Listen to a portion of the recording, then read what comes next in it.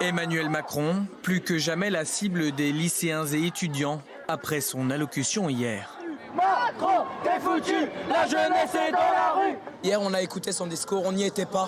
Pourtant, c'est pas la première fois qu'on vient. C'est pas la première fois, on y était à Stalingrad vendredi. Et pourtant, il n'a pas prononcé le mot Parcoursup, ni les étudiants. Et on se sent oublié, oui. Tous à genoux, les mains derrière la tête. À Paris, 1000 jeunes environ se sont rassemblés. Et à chaque fois qu'ils croisent les forces de l'ordre, tous se mettent à genoux. On proteste contre les violences policières, notamment à Mantes-la-Jolie, ce qui s'est passé, l'interpellation de 150 lycéens, je crois, que les forces de l'ordre, donc les policiers, ont forcé à se mettre à terre et qu'ils ont humilié. Je trouve ça honteux et scandaleux. Une position devenue un signe de ralliement contre la répression policière depuis l'interpellation filmée et mise sur les réseaux sociaux de lycéens à Mantes-la-Jolie. Voilà une classe qui se tient sage. Comme un symbole, la scène a été rejouée par des jeunes dans plusieurs villes en France, comme ici à Montpellier. Les blocus ont commencé tôt ce matin.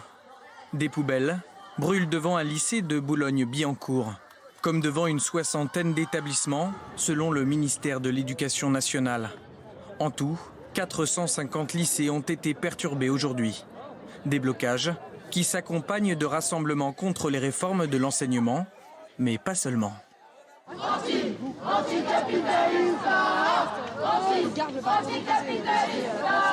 On s'inscrit aussi dans une convergence d'élite, puisque les lycéens et les étudiants ne sont pas seulement concernés par les questions d'éducation, on est aussi concernés par les questions de pouvoir d'achat, par les questions des salariés, puisqu'on travaillera dans quelques années, par les lois de travail.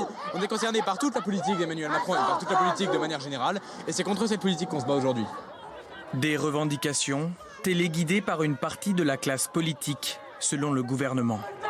Il y a une forme de manipulation de la part de certains groupuscules politiques ou de la part de certains Quel groupuscule partis politiques. L'ultra-gauche. Vous voyez très souvent, absolument, l'ultra-gauche est présente. Et puis vous voyez même des députés de la France Insoumise qui sont devant les lycées, qui vont haranguer les jeunes. Moi, je trouve pousser les jeunes devant soi, oui. Je trouve que c'est aussi un manque de responsabilité.